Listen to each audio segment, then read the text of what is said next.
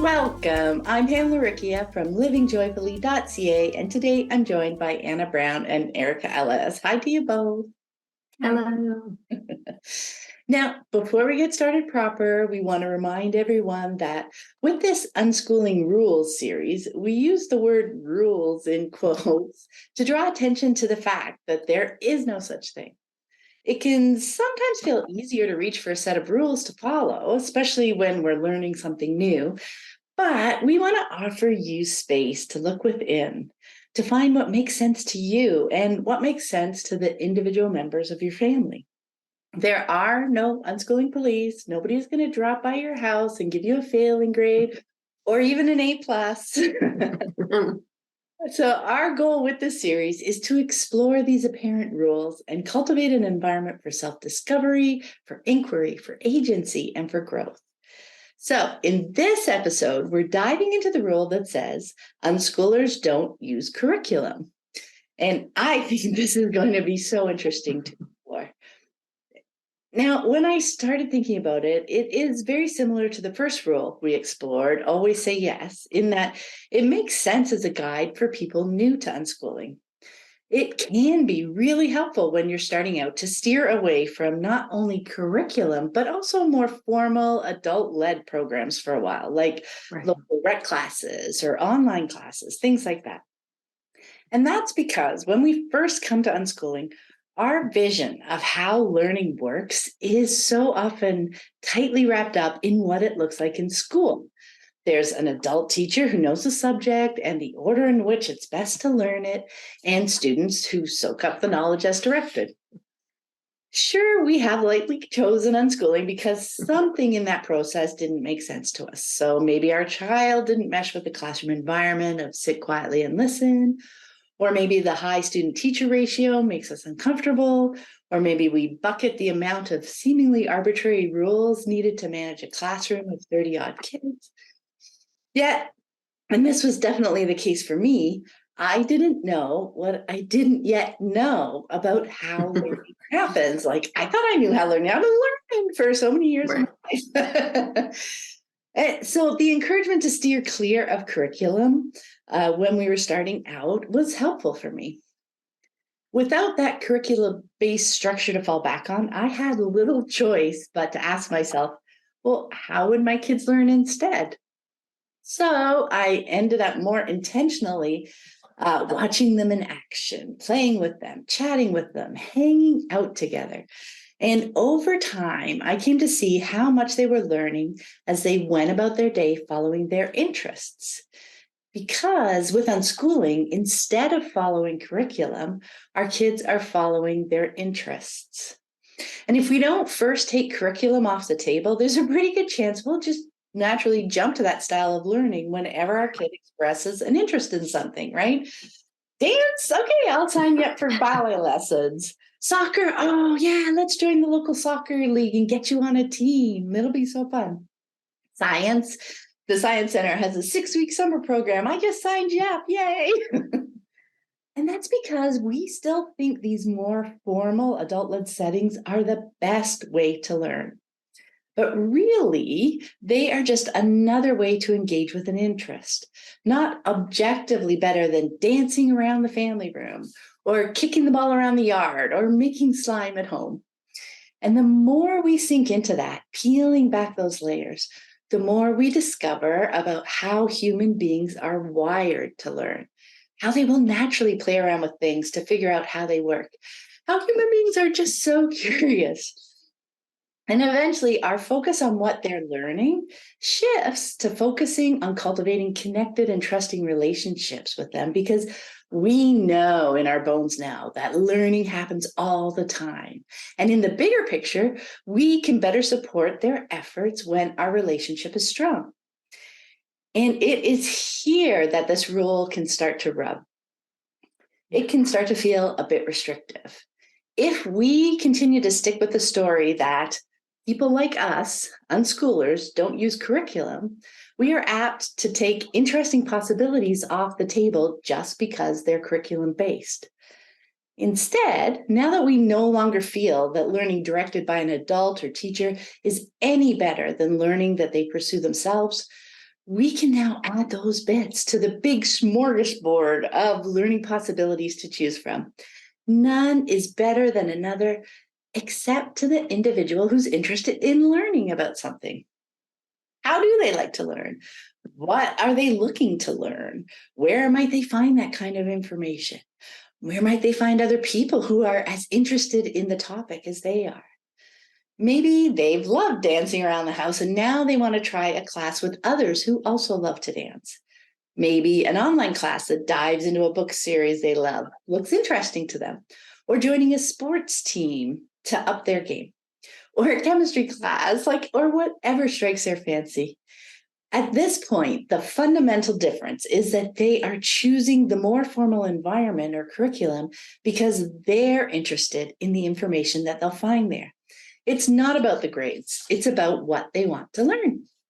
And if they find the environment isn't a good fit after all, they know they're free to leave and try another way to dive into their interest without any judgment. And at this point, we know and we feel how this applies to our whole family. We are a family of people who pursue our interests and aspirations in whatever ways we're curious to explore, no matter our age. Now we're really unschooling. So Anna, what are your thoughts around?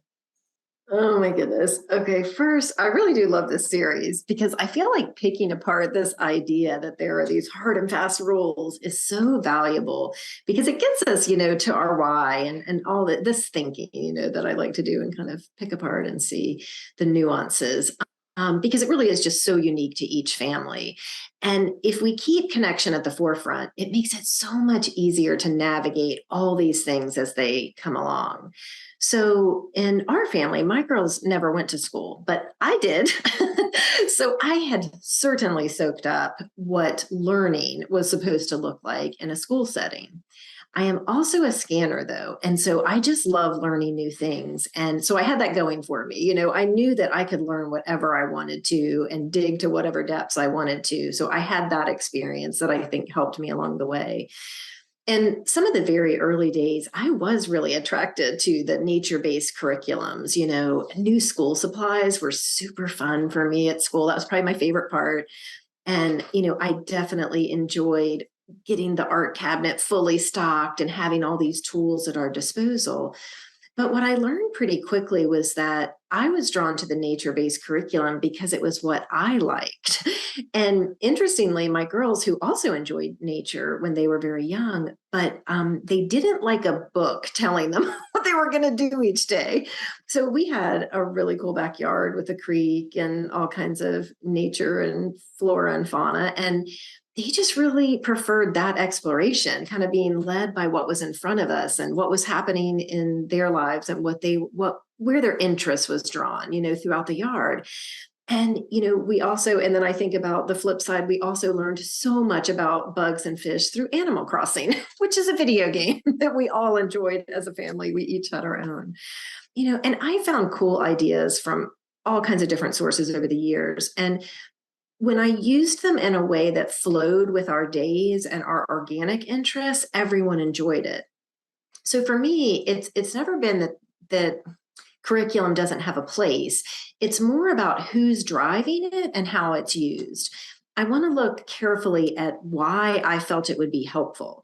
And oftentimes when I dug in there, it was because of maybe how it would look, or, I can say we're using this, or it would take some of the responsibility off of me because, then I'm not having to plan activities or think or, follow their interests as much. We can just sit down and do the thing. But in the end, I found even when I tried to find curriculum type resources, they fell so short of what my children actually wanted to learn. It was very surface level. And what I found with mine is that they like to dive deep and learn all the things about whatever their interest was in that moment. And so in the end, it just really didn't add much for us. But I do think every family is unique and every child unique. And so it is worth exploring. I guess I do want to add too that this is just like a personal aside that I don't believe that kids need worksheets to learn. I think humans like to know how information is used and how it fits in the world. And I think worksheets tend to dissociate from that. So that was actually something we didn't have around. We had tons of books and games and watched shows and found resources that enhanced the things that we were interested in. Our halls were lined with posters from snakes to giant timeline of the presidents. They liked logic games and different computer games. And Raylan went through a geography phase, and we found all sorts of resources for that. There are just so many amazing resources out there. And I think probably even more now than there was when, our kids were growing up. For me, it's just really about staying connected and in tune with what might help them along their chosen path.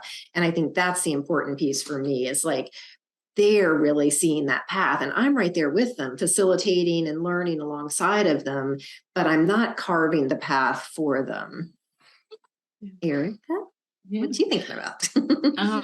So I thought this was a really interesting one too. And like with that always say yes rule, I've definitely seen this idea cause issues in both directions. So like on one side of the pendulum swing, parents might actively reject anything that reminds them of anything that anyone has ever done in school, which potentially limits what their children have access to. And then on the other side, parents might value curriculum or learning that looks more schoolish and subconsciously or even purposefully encourage their children to make those kinds of choices. And really, in either case, it's not as much about what the kids are drawn to or what feels the best to them, and more about judgments of the parents and what the parents want their life to look like from the outside. So I think for this rules episode, it's fun to just consider where you are on that pendulum swing and what kind of reactions you have to the types of interests that your children have. I remember at the beginning of my unschooling journey, I was drawn to the idea of curriculum because it seems fun to have a plan and to have activities to do. And it's appealing to me to check off boxes. I also love school supplies. And I do think curriculum is also appealing in that same way that Anna was describing, that handing off responsibility piece. Because if we're following a plan that someone else has created, we are less responsible for the outcomes. And if we're on that prescribed path, there can be a feeling of security that's tied to that. And depending on our children's personalities, there will be more or less pushback about doing adult-led activities. And in the case of my kids, there was just no way to direct them to do activities of my choosing. They are very focused on the things they're interested in. And so I recognized that very early on and focused on supporting their explorations rather than trying to direct them. And every once in a while, we would try out a nature program or a story time or an art activity at the park. And really, my experience with my kids with all adult directed activities is that they don't like the feeling of being directed. And I know my kids are not the only ones that feel like that. But some kids do. Some kids like their out school classes or their co-op classes and their reading practice books. And some kids, we hear, oh, they love doing math worksheets. And so I guess in those cases, I would just want to dig into a couple of questions for myself. Am I giving my kids any indication that choosing those adult-led activities is better than something else they might be interested in doing? Or am I suggesting classes and curriculum ideas, like Pam was saying, as the first thing that pops into my head when they express a new interest? And if that's the case, maybe it would be worthwhile to expand the possibilities, give things a little more space to blossom, and get curious about what that particular child really would want to do if they were free to make a choice. There's definitely not a right way when it comes to learning. And so I'm just grateful for, the space and the chance to give things time and for my kids to truly be able to choose what makes sense as the right next step for them as they're following their interests. I mean, I think that's such a core piece though, right? Is when it happens that, okay, they like this, they like that. great, we're supporting that. We're supporting their interest in the class or the worksheet or the whatever. But it is, I think those questions are important because, we've seen it. I mean, I feel like we've just seen it recently with some friends too, that are just like so excited about the classes that are starting up. And kids sense that, right? They see that, okay, this is really valued. And, we've been hearing, oh, we're just sitting around all day and, oh, we're just doing this.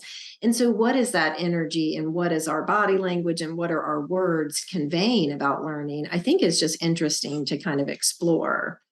Right. And if the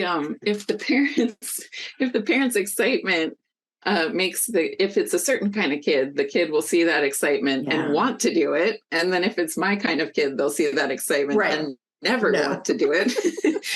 In either case, they're not really listening to themselves. Right, to themselves. Yeah. And I think that is so interesting for us to dig into too, because I feel there may be occasions when we get super excited about how a class or something sounds. And it can be, why? Let's dig into that. Is it because it's something that's interesting to us? Very that's cool. And, maybe we could take the class in. But also, it's like when we, because most of us have grown up going to school and we have that school experience. And we think when that's kind of still what we reach for as learning, but now it's in like maybe a more open kind of environment. So it's less restrictive than the experience we have. So that's another piece that can be exciting for us. And it feels more open to us. Right. So it's more open. It's something they're interested in. Like, this is awesome. Yay. But we won't notice until we kind of dig in because it's just something we haven't had much experience with until we give ourselves the ability and the choice and the space to just like, ooh, what am I interested in? Like, it could be really interesting just to think, what is something that I'd like to learn about? What am I curious about? And then see what pops to mind. How would I like to learn about that? And it would just be so curious, like write down 10 ways that you might learn about the thing that you're curious about learning and just look at them. And it could give you a really cool snapshot of where your mind is in how we learn things, how human beings learn things. And maybe you'll notice, you know what, I'm going to try out, number 7 on the list, because that might be a little bit outside of my comfort zone, but that could be cool to experience, because that's the thing is now when we don't have judgment, when we're not worried about grades, when it's really just about us and our learning and the way we want to learn things and the things that we're interested in learning, we can try it out. We can try it out for a couple of weeks. It's like, oh, this doesn't feel good. But when we have these experiences about ways to learn, we can bring that to our conversations with our kids. It helps us release some of the judgment. It helps us see the value in, oh, they're just playing. That was in quotes. It's fascinating when we can start playing with it for ourselves, because now we have more experiences and we can see new things in our kids that we might not have when we had, a little bit more of a tunnel vision around how human beings learn. Right. And I feel like we don't even know that we have that, though. So I think the exercise you're talking about is really important, because when you just realize, oh, I need a class, I need an expert to tell me how to do that. Oh, I need to go do it this way. And, it's just so ingrained in us. Like it's just so hard to even begin to question that.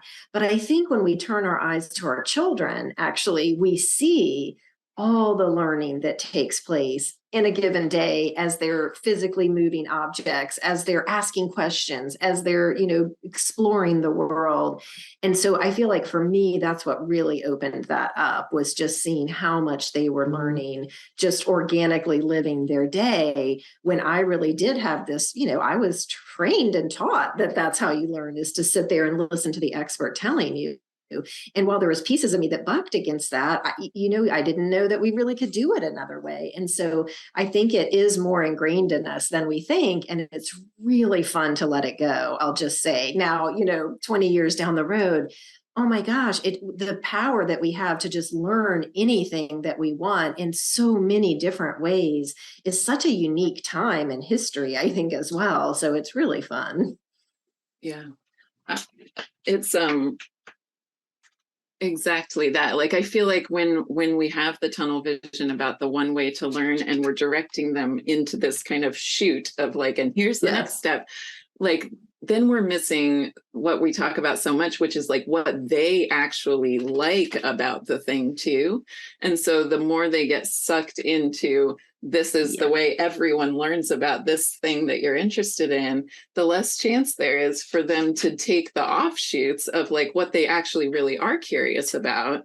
And so I think, it's such a special environment for a person to be able to actually be following the little threads of their own interest. I think there's a better chance for, finding new things or finding something that just so perfectly matches with who they are. It's really exciting to think about, actually. I love that, because I think, like you're talking about, it's these different webs and there's backtracks. Like, so I'm interested in dance. Ooh, but I like the music. Oh, but I'm going to come back here. And oh, I like the costumes. And I'm going to come back here. But it's like the ballet class for the 5-year-old is just going to be the ballet class for the 5-year-old. You're going to be learning these few feet positions and put a tutu on. But it's like we have the ability to provide a richer environment where all those aspects can be explored to the depths that may be just a quick shallow or a very deep dive that's so unique and so much more, I think, how humans learn. Yeah, I love that so much. That's such an interesting thing to think about, because you're right. When we get a topic and we want to be helpful and supportive, it's like, okay, let's go, let's sign up for the lessons, let's do this. But when you start doing that, you're guiding them, because in that kind of environment, they're told what the important part of the thing is. Right. So they don't, it's like, oh, okay, so my love of, I don't get to wear a costume till maybe the end of the year when we have our performance. Right. So they just absorb the message that, oh, that's not really an important part of it, even though for me, that's, I watched some ballet or I see the ballet and that was what I loved. And I love ballet. And okay, let's go to class. Right. And that gets lost and it gets pushed down. Not even anyone saying anything, but those messages come through. So giving the space for a little while, just to like dance with them, to see what they're drawn to. Yeah. What ballet, dance videos, like all those things on, and see what they do with it, see where they take it. That can give us so much more information than quickly setting them in an environment that is presupposing what their love of the thing is all about, right? Right. And I'm going to take it back kind of to the topic just really quick to even wrap it up, is that once we've cultivated this environment where we're able to explore and go and come back and do and create the web, then a curriculum doesn't have any power. It may have use, so then you bring in that more conventional tool that maybe is an expert or maybe is a written curriculum or is maybe some type of class. And they know it's just one option among many. They don't weigh it anymore. They get what they want to from it. They don't feel bad about themselves if it doesn't fit them or it doesn't look good. And so I think that's the beauty of creating this environment. It's not about no curriculum, no classes. It's about the whole environment of, is everything valued and is our own unique learning path valued? Oh yeah, I love that. I love that. That is, when you get to that point, like then everything's an option. Life is just so much bigger and beautiful. Oh, thank you so much to both of you for joining me. It's a really fun discussion, and I am really, really loving this series. Me too. Yay! I hope everyone else listening is as well. And remember, you can come and comment on the episode on the website, where we're sharing it, on the YouTube video, on Instagram, all the different places. We would love to hear your thoughts as well. Have a great day, everyone. Bye. Bye.